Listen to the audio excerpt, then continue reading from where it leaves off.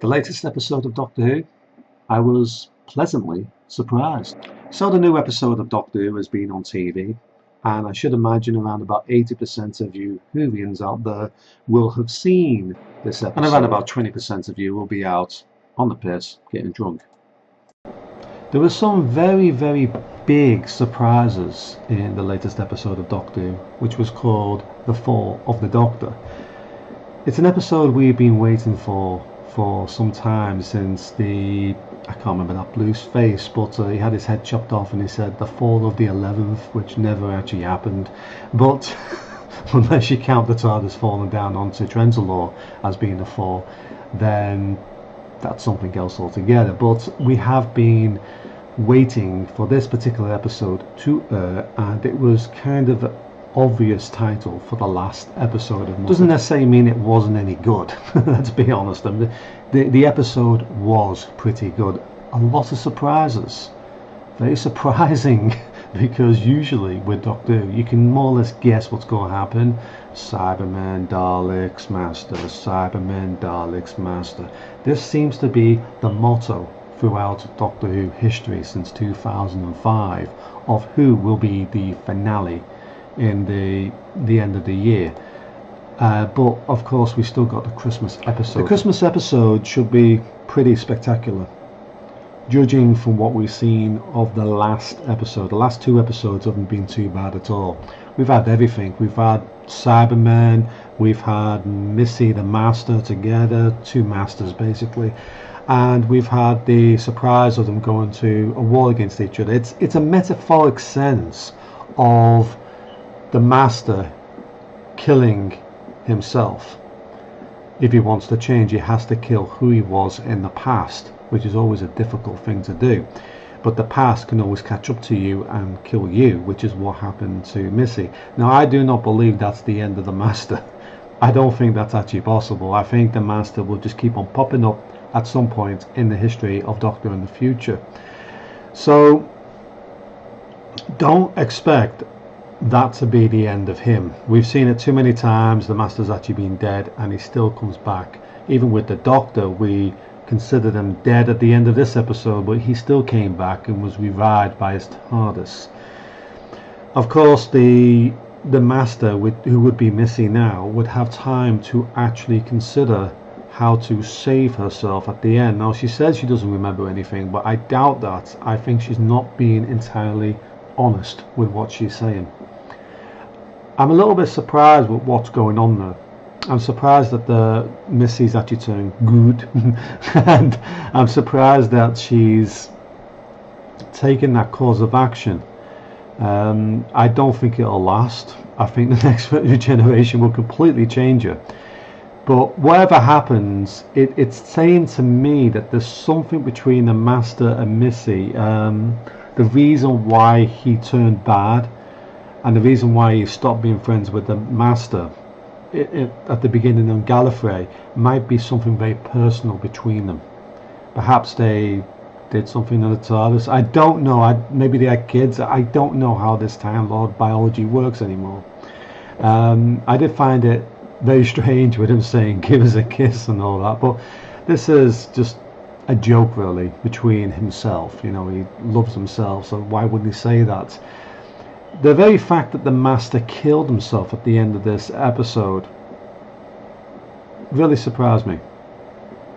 I thought it was on my mind while I was watching it. I actually thought that the companion of the Doctor would kill the Master.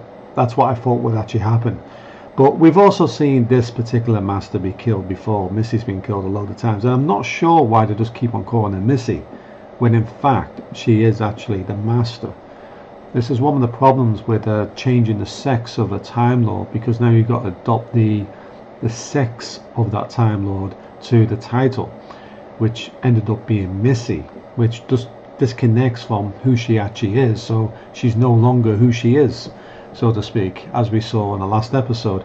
But I honestly think that's just the hormones going, and maybe she's going to turn into something else eventually. I do believe that she would have had a plan, a backup plan, or I think the Master may try to change his history by regenerating in a different way. Remember when the Master actually said to him, two Time Lords are the same person. She actually said this to him in the episode, cannot be together, so you cannot hold on to the memories, and it didn't happen, and stuff like that. Well, maybe this particular scene didn't happen, therefore, because of the paradox it's creating. The Master likes to create paradoxes. Probably why he survives so often, because he keeps on creating these paradoxes. So let's talk about the Doctor. The Doctor seems to be in a very strange situation now, because as we've seen at the end of that episode, it's completely surprised us. It was something we should have anticipated. It was obvious, but it wasn't obvious enough that people would have guessed this would have happened. Now, there were people online, and I have heard this from other people, who said that the Doctor may regenerate to his first reincarnation. I actually believe the first person I heard say that was That's the Way It Goes 09. I believe he said that first. I'm not sure, but I think that's where I heard it from, in a podcast with Matrix Lord or something like that. I think that's where I heard this from. And it's something that was on my mind, the reason why you had all this, the Master, not the Doctor, being dressed as himself in the past, like they're putting this on TV all the time, and they're saying, look, doesn't he look like the old Doctor of the past? And it was on the BBC itself, and it was all over social media. But this was actually just a hint. It was like they were playing with us. It was a hint of who the Doctor was actually going to regenerate back into. So that to me is one of the biggest twists in Doctor Who history since 2005, because it's big. The other Doctors have come and gone, but the first Doctor is the special one. In reality, he's the special one. But then again, they said, since I was a little girl, obviously that was a lie, what the Master said. The Doctor's never been female. He may have been. I don't think he has, because this is the first Doctor, and I think the first Doctor is a regeneration that's actually coming on. We don't see him turn into that, but this is his subconscious talking to himself as he's regenerating. It could also be that the first Doctor may have met him and said, you've got to change, you've got to change into somebody else. It may be that he changes sex or something. I was sort of in this episode looking forward to him changing into a woman, but I'm always worried that they will use it to promote some type of sexual feminist agenda. And I'm not always against feminist, of course, but I don't like this political mandate being used in our sci-fi shows. I already saw toxic levels of it in the last episode, where Missy was, the Doctor was actually talking to his companion. I keep on calling it companion, Bill Potts, and he said that, we've gone further above all this sexist, etc. But at the same time, his home planet is in a mess. The people that treat each other like crap. They have poor, they have disadvantaged, they have sick and vulnerable, but the other Time Lords do fuck all about it.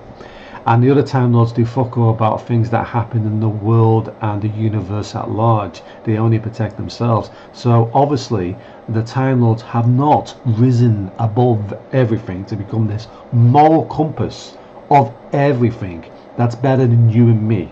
Yeah, I totally disagree with that. It's a political mandate being pushed into the TV show, and it was something I was very worried about. Gladly, the character of Missy played it so well that he didn't actually pop its ugly head too much, but I saw signs of it, and I didn't want to see the Doctor do that. It would have been the worst. The Master's just he's a bit of a git in many ways. He will turn against anybody, but I didn't want to see the Doctor turn into something else, something horrible. Now that doesn't necessarily mean that him turning into a different sexist hole, but I mean, if it's a political mandate being put in to that to push something, then I have a problem with it. But I saw some really interesting ideas. There was one girl who, I think she's been in detective stories or something. She had like a big hat on, and she was holding a screwdriver. I can't remember her name, but I thought, yeah, I can relate to her being a doctor. And that's a possibility, as long as she plays it properly and doesn't push the feminist Nazi movement. I would be all happy to have that as the doctor. But I am just as happy, if not more so, to have the old Doctor come back. We've always questioned whether this is actually possible, but now the Doctor needs to change back to who he originally was. And I like the idea he said, you are a doctor.